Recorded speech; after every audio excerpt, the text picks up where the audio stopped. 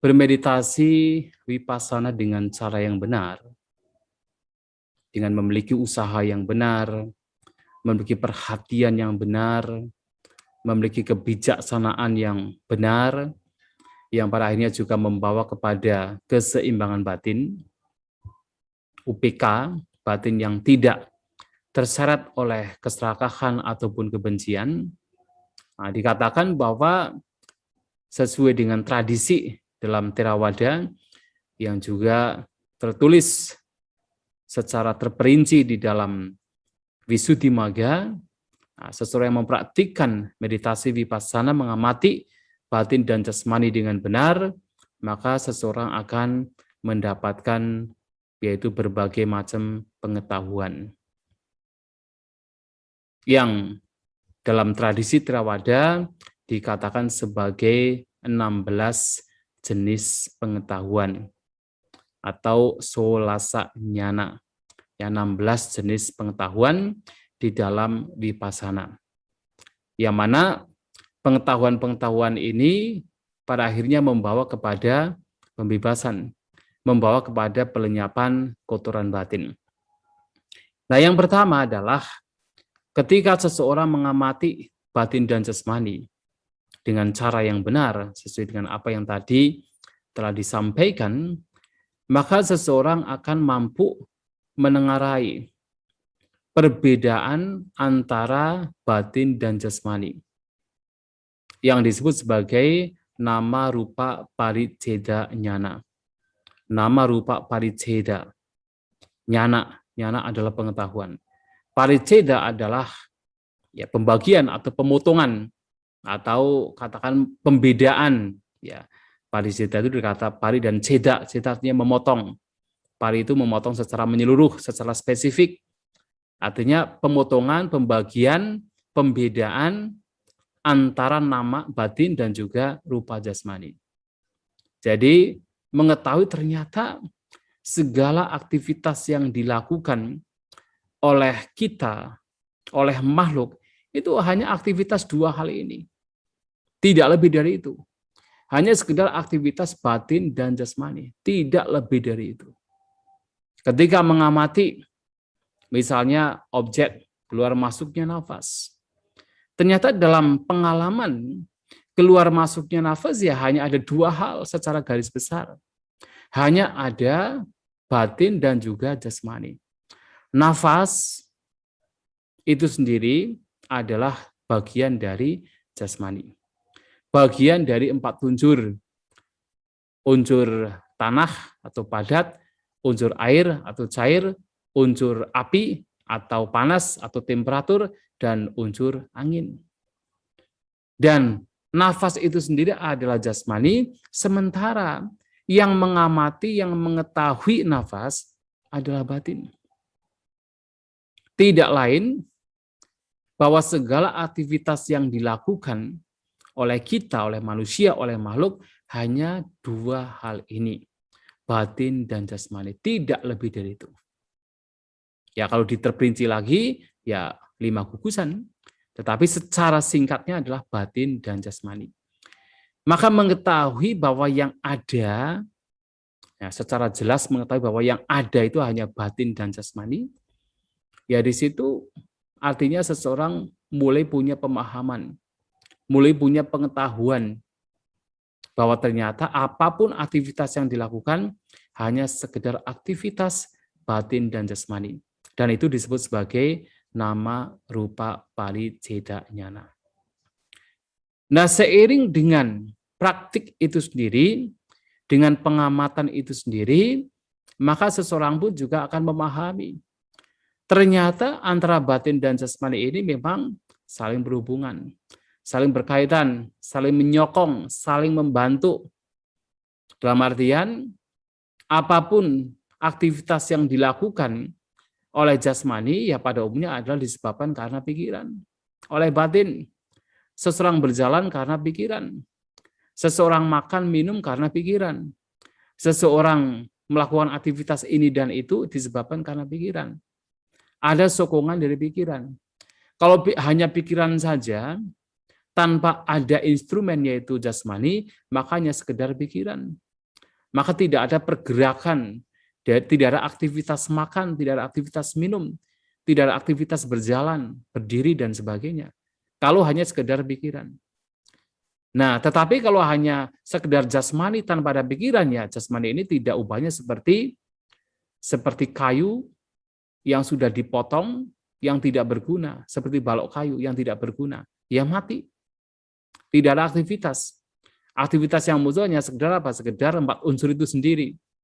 Ya, misalnya diterpa oleh angin jatuh begitu. Itu paling itu saja. Tetapi tidak ada aktivitas yang muncul karena pikiran. Nah, sehingga memahami bahwa batin dan jasmani ini saling menyokong, saling mendukung, itu disebut sebagai paccaya parigaha nyana. Jadi pengetahuan berkaitan dengan bahwasanya batin dan jasmani ini saling mendukung, saling menyokong satu sama lain. Seseorang bisa bergerak, melakukan aktivitas melalui jasmani, itu disebabkan karena batin. Nah, ini adalah yang kedua.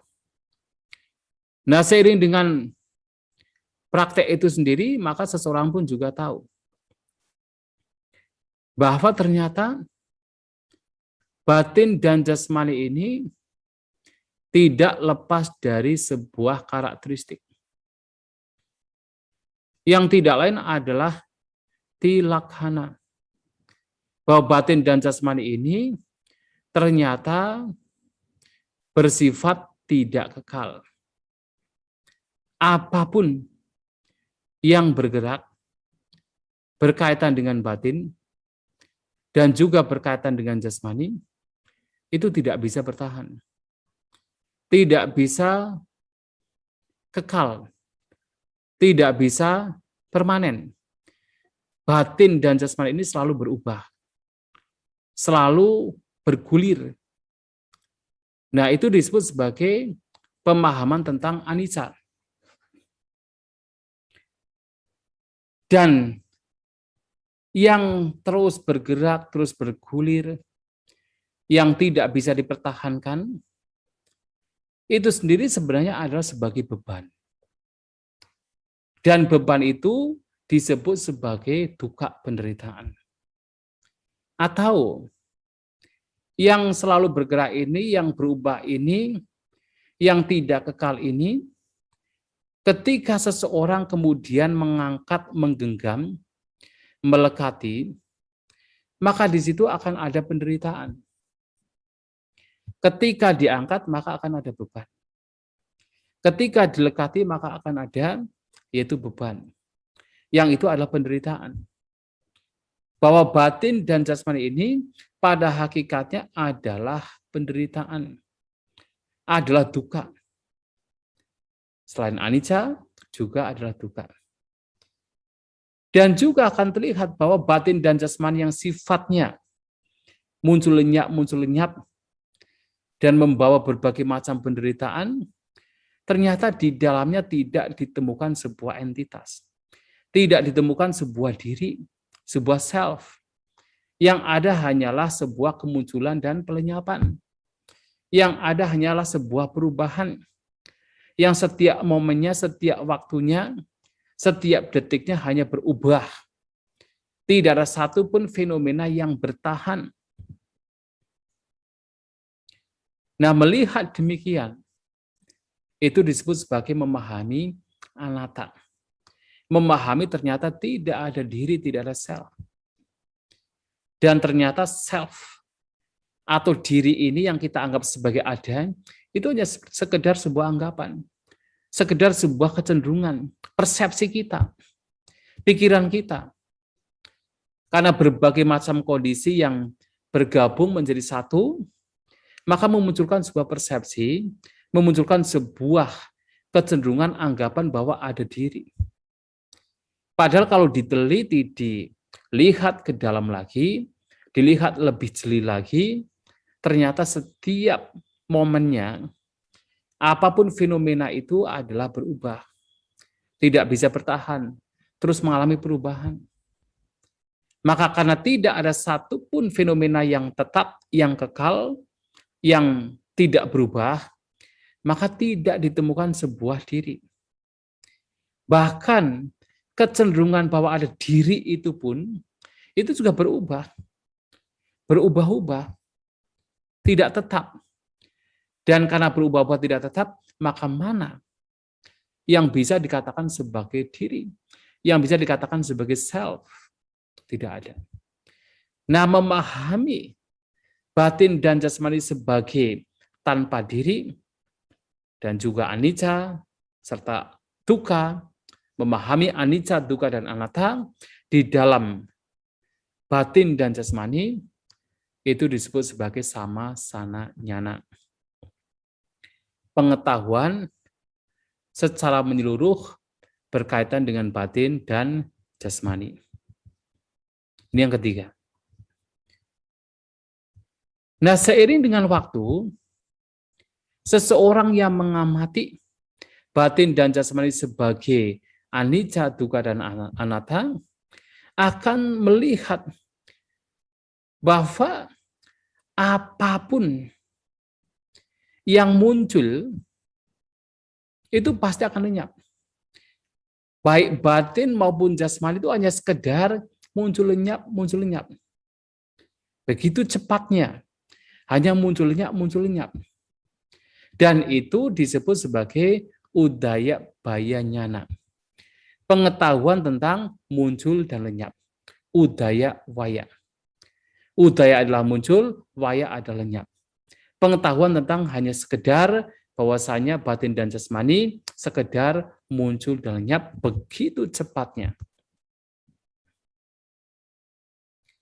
Dan biasanya kalau seseorang memahami demikian, mempunyai yaitu katakan kemajuan batin demikian, di sana 5 rintangan batin biasanya sudah tidak ada. 5 rintangan batin biasanya sudah reda. Dan biasanya dengan meredanya 5 rintangan batin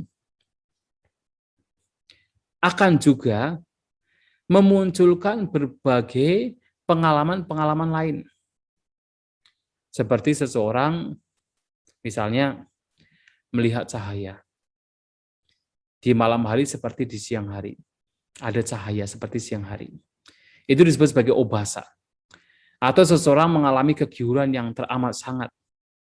Jadi batin dan jasmaninya tergiur. Jadi jasmaninya seperti yaitu melayang karena kegiuran yang teramat sangat.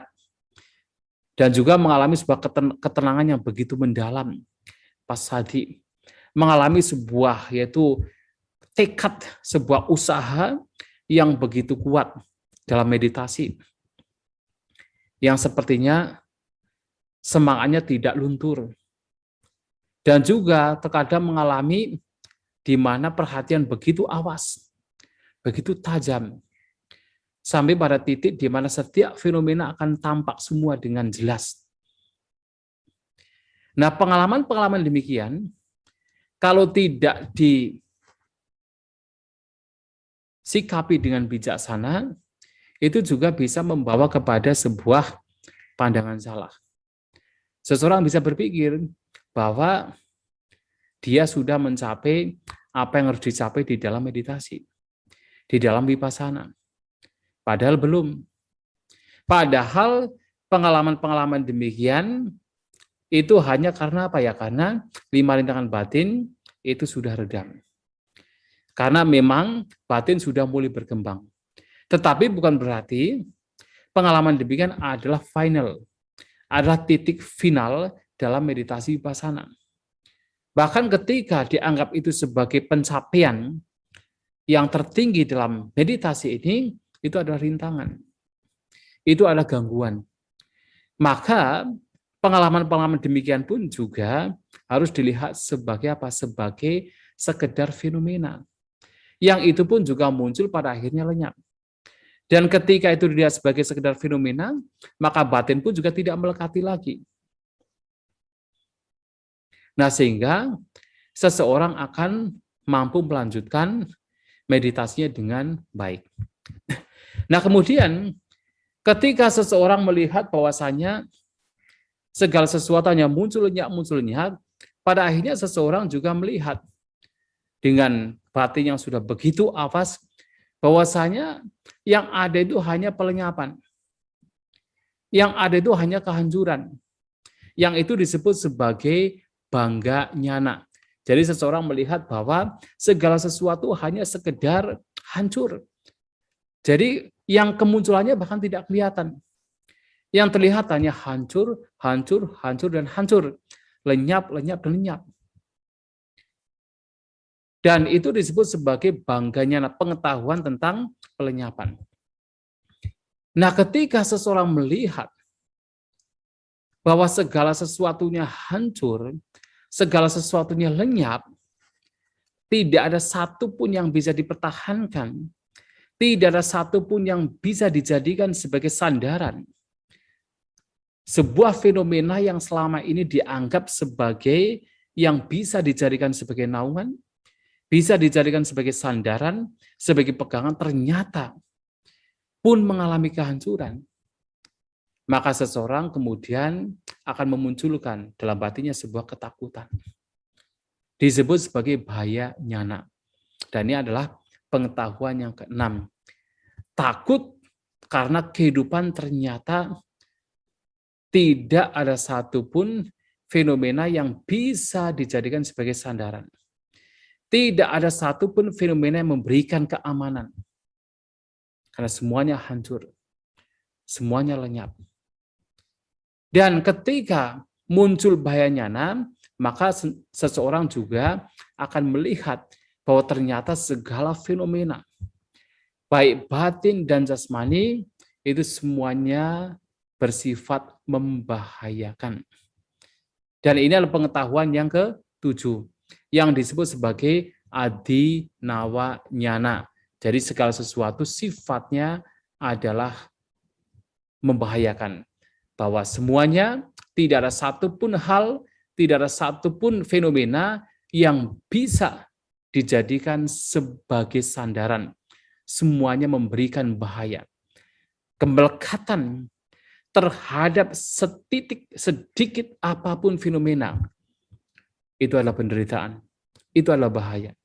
Orang akan melihat bahwa tidak ada satupun fenomena yang bisa memberikan keamanan, tidak bisa memberikan pembebasan, dan melekati satupun fenomena yang walaupun itu adalah sekecil apapun, itu adalah bahaya.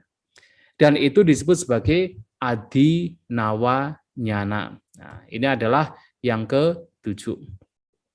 Nah, kemudian yang ke-8, ketika seseorang melihat bahwa segala sesuatu sifatnya membahayakan, tidak memberikan keamanan, maka seseorang tidak akan tertarik lagi. Tidak akan tertarik untuk melekati, untuk mengingini apapun bentuk fenomena yang ada. Bahkan ketika seseorang mencapai jhana sekalipun, jhana pun juga dilihat sebagai sesuatu yang membahayakan.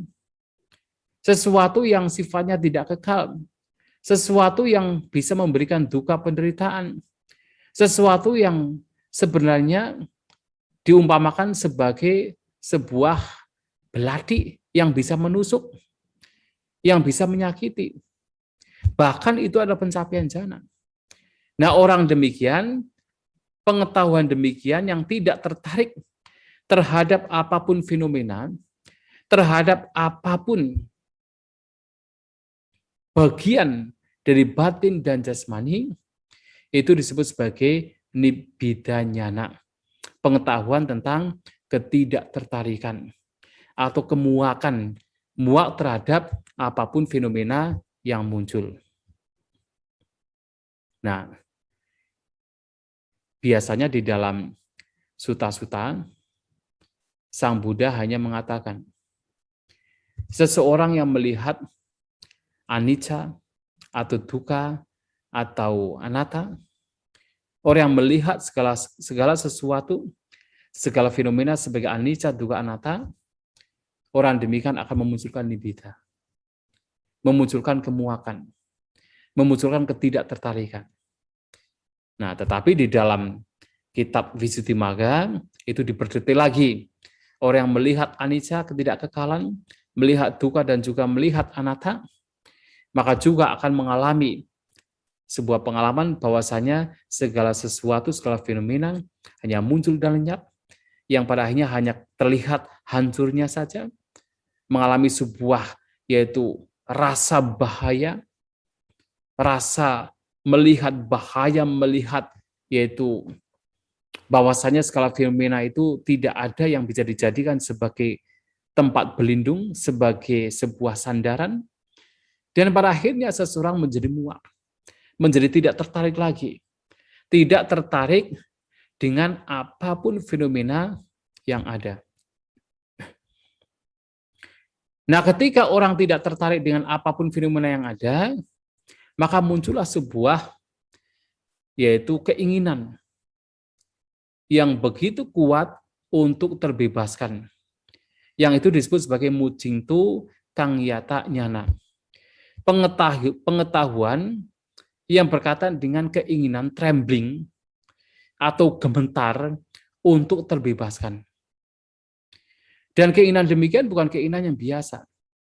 Karena melihat bahwa kehidupan itu begitu bahaya, kehidupan itu begitu memberikan ketidakamanan bagi makhluk, maka seseorang ingin begitu terdesak, begitu merupakan sesuatu yang harus segera diperoleh, yaitu pembebasan. Maka ada sebuah perumpamaan. Orang demikian diumpamakan seperti seekor katak yang berada di mulut seekor ular. Jadi belum ditelan, tapi masih berada di mulut. Yang sebentar lagi akan ditelan. Apa yang dilakukan oleh katak tersebut? Dia akan dengan yaitu usaha yang begitu kuat untuk bisa terbebaskan. Karena dia melihat bahwa ketika digigit oleh atau dikatakan diterkam oleh ular tersebut dan sudah berada di mulut, itu sangat membahayakan bagi kehidupannya. Nah, demikian pula seorang yogi, seorang pemeditator yang melihat bahwa tidak ada satupun fenomena yang bisa dijadikan sebagai sandaran, yang bisa dijadikan sebagai yaitu naungan, pelindungan, akan melihat bahwa semuanya bahaya. Tidak ada satupun yang bisa memberikan perlindungan sehingga ada sebuah urgensi, ada sebuah kemendesakan dalam batinnya untuk segera terbebas. Dan itu disebut mujingtu kangyata nyana. Nah, tetapi hanya sekedar ingin untuk terbebas itu bukan menjadi solusi. Pada akhirnya orang demikian pun juga akan sadar bahwa untuk terbebaskan dia harus kembali lagi. Kembali lagi untuk melihat segala fenomena sebagai anicca, dukkha, dan anatta. Agar apa? Agar batin tidak melekat terhadap apapun yang tidak kekal, apapun yang memberikan dukkha, penderitaan, dan apapun yang sifatnya adalah anatta, tanpa diri. Nah, merenungkan bahwasanya pembebasan terjadi kalau seseorang bisa kembali untuk merenungkan anicca, dukkha, dan anatta, itu disebut sebagai patisangka nyana. Atau perenungan yang berkaitan dengan pengetahuan yang berkaitan dengan perenungan. Nah, itu adalah yang ke-10. Dan ketika seseorang melanjutkan untuk mengamati batin dan jasmani sebagai tidak kekal, sebagai bagian dari dukkha, sebagai yaitu anatta, tanpa diri, yang tidak ada self di dalamnya, maka batin seseorang akan menjadi semakin seimbang. Batin seseorang tidak akan terpengaruh oleh suka dan tidak suka. Bahkan batin seseorang tidak akan mampu menengarai ada sebuah individu, entitas diri di dalam yaitu fenomena yang muncul lenyap, ya sesuai dengan yaitu karakteristik dari fenomena tersebut yang tidak lain adalah tidak kekal. Dan ketika batin begitu seimbang mengamati setiap reaksi dari batin dan jasmani itu sendiri, setiap fenomena yang muncul yang diamati oleh batin itu sendiri, itu disebut sebagai sangkarupeka nyana. Pengetahuan tentang keseimbangan di semua fenomena. Maka semua reaksi menjadi seimbang, batin menjadi seimbang terhadap apapun fenomena yang muncul. Itu disebut sangkara ubeka nyana. Itu adalah pengetahuan yang ke-11. Nah, kemudian ketika batin semakin berkembang, mampu melihat segala fenomena sebagaimana adanya, sebagai anicca, dukkha, dan anatta, dan karenanya batin menjadi semakin seimbang, tidak terseret oleh suka dan tidak suka, maka seseorang batinnya akan apa? Akan menjadi matang. Dan muncullah sebuah pengetahuan yang disebut sebagai anuloma nyana. Anuloma nyana adalah pengetahuan yang berkaitan dengan adaptasi. Anuloma artinya adaptasi. Yang dimaksud dengan adaptasi di sini adalah batin yang sudah matang sedemikian rupa, itu hanya tinggal mengadaptasi dengan pengetahuan-pengetahuan yang muncul.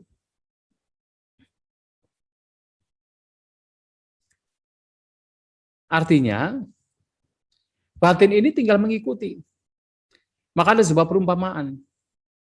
Ada seorang raja dengan 8 menteri. Nah, masing-masing menteri ini akan datang memberitahukan sebuah informasi. Ketika setiap menteri datang memberikan informasi, maka raja ini hanya sekedar menyetujui. Tidak lebih dari itu. Nah, demikian pula, apapun pengetahuan yang muncul dalam yaitu batin seorang pemeditator, yang tentunya berkaitan dengan 4 kebenaran mulia pada akhirnya, berkaitan dengan anicca, dukkha, dan anatta, maka batin ini hanya sekedar mengikuti. Batin ini hanya sekedar yaitu mengadaptasi. Jadi tidak perlu ada usaha lagi. Nah, itu disebut sebagai anuloma nyana. Pengetahuan adaptasi. Nah, ketika batin sudah begitu matang dan ya tadi adalah muncul anuloma nyana, batin tinggal mengikuti arus batin yang berkembang itu sendiri, maka kemudian seseorang akan yaitu mencapai yang disebut sebagai kesucian. Yang kemudian itu disebut sebagai gotrabu nyana. Ini adalah pengetahuan yang gotrabu adalah yang ke-13. Adalah sebuah peralihan dari seseorang sebagai seorang putujana atau yang masih katakan sebagai seorang umat awam atau katakan masyarakat awam, masyarakat biasa, kemudian berubah menjadi seorang Arya. Yang tadinya adalah seorang putujana berubah menjadi seorang Arya mencapai kesucian. Apakah Sotapanna, Sakadagami, Anagami, ataupun Arahat. Dan ketika peralihan terjadi, akan kemudian dilanjutkan dengan yaitu pengetahuan yang selanjutnya, yang ke-14, 15, dan ke-16. Yang ke-14 adalah pengetahuan tentang maga nyana, pengetahuan tentang sang jalan. Yang dimaksud di sini adalah dalam pengetahuan sang jalan ini, kotoran batin dilenyapkan. Kalau seseorang misalnya mencapai yaitu Sotapati Magga, maka pada waktu itu ada 3 belenggu yang dihancurkan, yaitu Sakaya Ditti, Wicikicca, dan juga Silabata Paramasa. 3 belenggu dihancurkan. Kalau pada saat itu muncul yaitu Sotapati Magga. Magga nyananya adalah Sotapati Magga. Dan ketika kemudian muncul misalnya Sakadagami Magga, maka di situ akan yaitu dihancurkan 3 belenggu yang tadi disebutkan dan 2 belenggu lain dilemahkan, yaitu Kamacanda dan juga Vyabhada. Itu dilemahkan.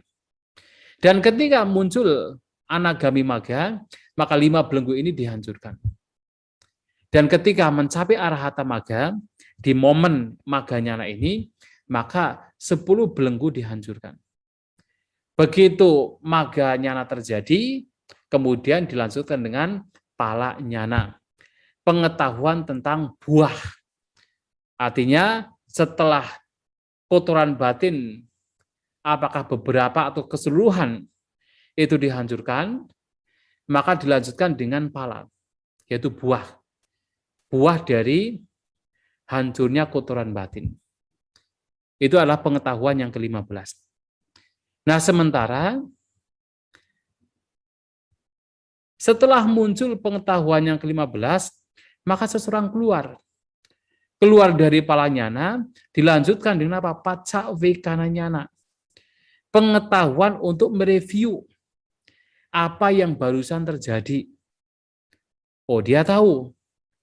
Oh, tadi terjadi penghancuran 3 belenggu. 3 belenggu dihancurkan, masih ada 7 belenggu lagi yang harus dihancurkan. Dia tahu 3 belenggu sudah dihancurkan, 2 yang lain sudah lemah, masih harus menghancurkan 7 belenggu, termasuk yang sudah dihancurkan. Dan dia pun juga tahu, oh 5 belenggu sudah dihancurkan, masih ada 5 belenggu lainnya yang harus dihancurkan. Ketika misalnya mencapai Magga dan Pala, berkaitan dengan Arhata Magga, Arhata Pala, maka dia pun tahu, dalam Pacavekananyana ada sebuah perenungan, ada sebuah reviewing, dan dia tahu, oh 10 belenggu telah dihancurkan. Tidak ada satu pun lagi tugas yang harus dilakukan. Segala sesuatu yang harus dilakukan telah dilakukan. Dan tidak ada kelahiran kembali.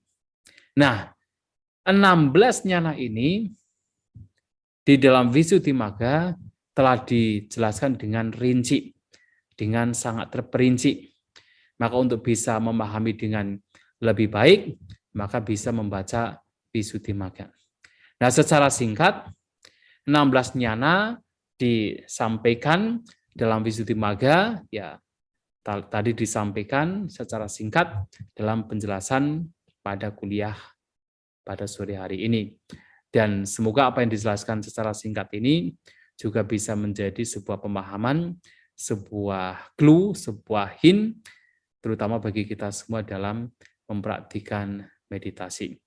Tetapi intinya dalam praktek meditasi ini adalah sejauh mana kotoran batin yang masih bercokol dalam batin kita upayakan untuk dilenyapkan. Dan yang baik-baik, yang bermanfaat, ya kita upayakan untuk dikembangkan. Dengan apa? Dengan landasan kebijaksanaan. Melihat segala sesuatu sebagai anicca, dukkha, dan anatta, sehingga tidak ada alasan bagi kita untuk melekati, untuk memunculkan keserakahan terhadap yang tidak kekal, yang memberikan duka penderitaan, dan juga yang sebenarnya tidak ada diri. Dan tentu juga tidak ada alasan bagi kita untuk membenci, untuk memunculkan ketidaksukaan terhadap yaitu apa yang tidak kekal, yang memberikan penderitaan, dan yang di situ adalah tanpa adanya diri, tanpa adanya self. Ya, saya kira demikian dari saya, apa yang ingin saya sampaikan pada kesempatan sore hari ini. Dan sebelumnya mohon untuk bisa dibuka kameranya, akan saya foto terlebih dahulu. Satu pertanyaan jika ingin ditanyakan.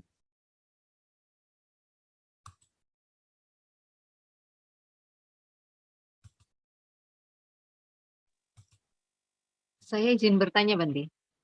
Ya, silakan. Ya, dari ke-16 jenis pengetahuan ini, apakah ini merupakan sesuatu yang dialami mungkin seorang Sotapana atau yang telah mencapai kesucian itu secara bertahap, atau misalnya seorang putu jana pun bisa mengalami ini, cuma mungkin hanya sampai pengetahuan keberapa, misalnya ketiga atau keempat, atau yang pengetahuan sebelum mencapai tingkat kesucian, Bante. Itu yang ingin saya tanyakan. Terima kasih. Ya. Ya, seorang putu jana pun juga mengalami, tetapi hanya sampai kepada anulomanyana. Ya, tidak sampai gotrabunyana. Karena kalau sudah gotrabu itu sudah pasti berubah menjadi seorang suciwan atau mencapai pelenyapan kotoran batin.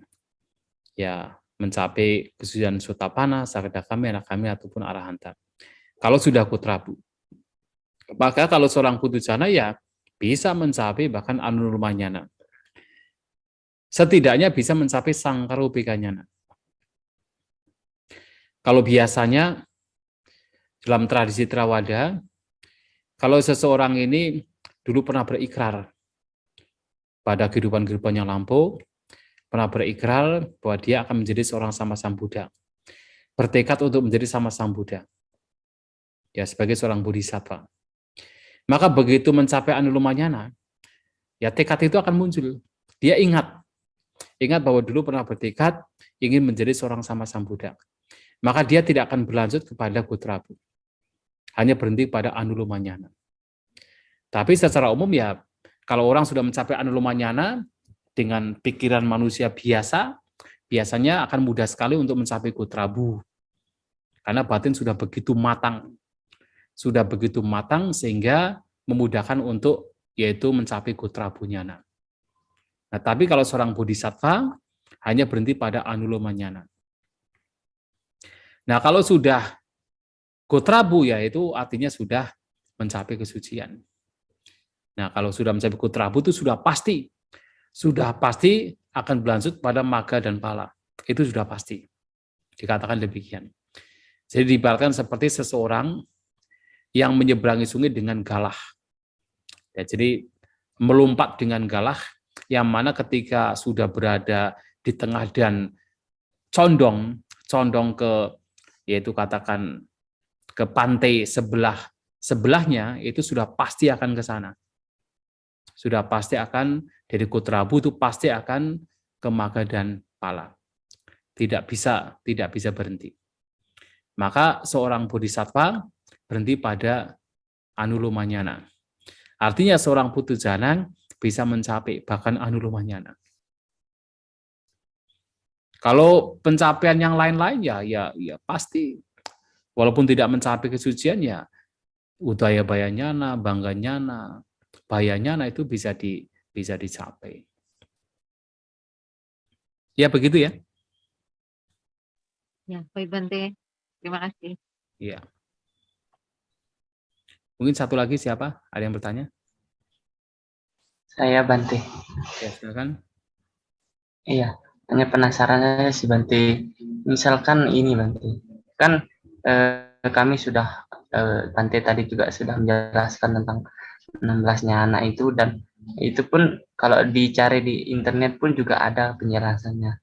Itu bagaimana sih Bante pembeda itu antara 16-nya anak itu istilahnya kayak benar-benar mengalami dengan hanya sekedar tahu gitu Bante, kayak tahu dari sumber-sumber lain, oh ini nyana ini pengertiannya ini, terus yang dialami mungkin ini. Nah, itu pembeda antara yang mengalami dengan istilahnya kayak tahu dari buku-buku, tahu dari penjelasan itu bagaimana itu Bante? Terima kasih Bante. Ya itu masalah individu. Tentu ya masing-masing toh ya, masing-masing yang tahu bahwa dia menjelaskan atas dasar sekedar teori atau memang mengalami, itu kan masing-masing kan.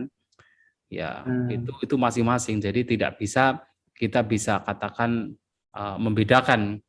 Hanya saja biasanya mereka yang betul-betul mengalami sampai akhir, yaitu biasanya mereka ya menjelaskan memang dari hati gitu kan, dan itu bisa kelihatan. Ya mereka yang barangkali sudah mengalami sampai gotrabu, sampai magapala, itu penjelasannya itu memang tidak hanya dilihat dari penjelasannya itu tidak sekedar teori, tetapi memang apa yang muncul dari hati. Ya itu bisa terjadi. Ya kita pun juga melihatnya dari luar saja, yang kita hanya melogikakan, oh ini sepertinya orang ini, misalnya Bante ini memang betul-betul sudah mengalami. Ya, ini bukan orang biasa, bukan buddhajana, tapi Arya, itu bisa terjadi. Ya terutama kalau kita misalnya pernah berteman dengan orang tertentu yang bertahun-tahun bermeditasi dan memang betul-betul intensif meditasi dan memang menjelaskan Dhamma dengan sangat baik atas dasar pengalaman, tidak hanya teori, ya kita bisa merasakan, tapi itu pun juga masih sekedar logika kita, bisa merasakan bahwa orang ini bukan hanya sekedar teori, tapi memang betul-betul mengalami. Ya, kita bisa merasakan demikian. Ya seperti sebagai contoh misalnya Pertapa Gautama ketika belum masih bodhisattva. Ya kan ketika misalnya Alara Kalama menjelaskan tentang Akincanayatana, tentang pencapaian ada landasan kekosongan. Nah, Pertapa Gautama kan merenung dalam hatinya bahwa Alara Kalama ini pastinya berbicara tidak hanya sekedar bicara, tetapi memang sudah mengalami sendiri dengan pengetahuan tinggi. Nah, itu yang direnungkan oleh Pertapa Gautama.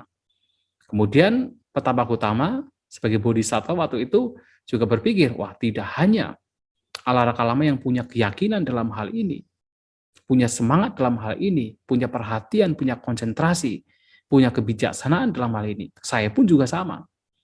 Punya sada, virya, sati, samadhi, dan juga panya. Berkaitan dengan ajaran tentang bagaimana mencapai akincanayatana, landasan kekosongan. Nah itulah kemudian, ya memang batin Pertapa Gautama ini memang sangat matang ya, dengan sangat segera mencapai juga. Tetapi di situ ya seperti Bante, seperti Pertapa Gautama ya memang tahu, bisa merasakan bahwa Alara Kalama ini bukan sekedar ya bicara, tetapi memang sudah mengalami dengan pengetahuan tingginya. Jadi ada istilah sayang abinya sacikatwa. Jadi merealisasi dengan pengetahuan tingginya sendiri. Nah, itu bisa juga dirasakan. Terutama kita bisa mengetahui demikian kalau kita berasosiasi dengan orang tersebut dalam jangka waktu yang lama. Ya, seperti yang Sang Buddha katakan, untuk bisa mengetahui kebijaksanaan seseorang, syaratnya adalah yang pertama, kita harus berasosiasi dengan orang tersebut dengan dalam jangka waktu yang lama. Dan kita tahu bahwa apa yang ia bicarakan dulu dan sekarang tidak ada perbedaan. Tidak mincela-mincele. Jadi konsisten. Artinya orang demikian punya kebijaksanaan. Dan syarat kedua adalah kita pun juga harus pandai menganalisa. Artinya kita bukan orang yang bodoh, dalam artian ya tidak kita bisa menganalisa seseorang gitu loh. Ya walaupun kita berasosiasi lama dengan orang tertentu, kalau kita tidak bisa menganalisa, kita tidak cerdas, ya itu juga sulit untuk bisa merasakan, mengetahui apakah orang ini bijaksana atau tidak. Tapi kalau kita cerdas, cukup cerdas, dan kita juga berasosiasi dengan orang demikian dalam jangka waktu yang lama, maka kita akan bisa merasakan, kita akan tahu apakah orang demikian memang betul-betul bicara, memang betul-betul bijaksana atau tidak. Kita akan tahu. Nah, itu demikian ya. Tetapi lagi-lagi itu juga logika. Maka Sang Buddha itu mengumpamakan bahwasanya mengetahui demikian bahwa oh ini ada ikan besar atau tidak besar, yaitu adalah ketika kita melihat di kolam kemudian ada yaitu riak kolam tersebut. Kalau riaknya besar maka kita bisa tahu oh ini pasti ikannya besar. Kalau riaknya kecil itu berarti tahu oh ini pasti ikannya kecil. Nah, seperti itu. Nah, kita bisa mengetahui demikian. Tapi itu pun juga masih dalam konteks logika. Walaupun itu sudah baik sekali. Nah, sehingga untuk mengetahui demikian ya ada kalanya dengan berasosiasi lama. Kemudian juga kita juga punya kecerdasan dan itu juga masih logika. walaupun itu sudah baik. Nah, tetapi untuk betul-betul tahu, ya memang harus mengalami sendiri. Ya, mengalami sendiri. Ya, saya kira demikian ya. Jadi, yang terpenting Iya, adalah Bante. ya, kita saja yang harus mempraktikkan, kita saja yang harus mengupayakan. Kalaupun kita Iya, tahu Bante. orang lain itu Arya atau tidak, itu seperti menghitung sapi milik orang lain. Ya, Iya, Bante. seperti menghitung sapi milik orang lain. Walaupun tentu kalau kita punya keyakinan terhadap orang tertentu yang memang bijaksana yang baik, itu juga baik juga. Ada motivasi, ada seseorang yang bisa dijadikan sebagai role model, sebagai panutan. Nah, itu juga baik juga sih. Walaupun masih menghitung sapi milik orang lain. Ya begitu ya. Mungkin satu Ya, lagi Bante. pertanyaan. Terima kasih, Bante. Ya baik. Ya baik. Kalau sudah, ya terima kasih telah mengikuti perkuliahan pada kesempatan sore hari ini. Semoga yang dijelaskan bisa dipahami. Semoga kita mampu mengimplementasikan apa yang telah disabdakan oleh Sang Buddha, para bijaksanawan ke dalam kehidupan sehari-hari. Semoga kita semua maju dalam Dhamma. Sapisata Bhavantu Sukhitata. Semoga semua makhluk berbahagia.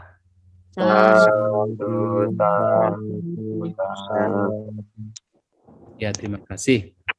Terima kasih Bante. Ya, Bante. makasih, Terima kasih, Bante. Bante.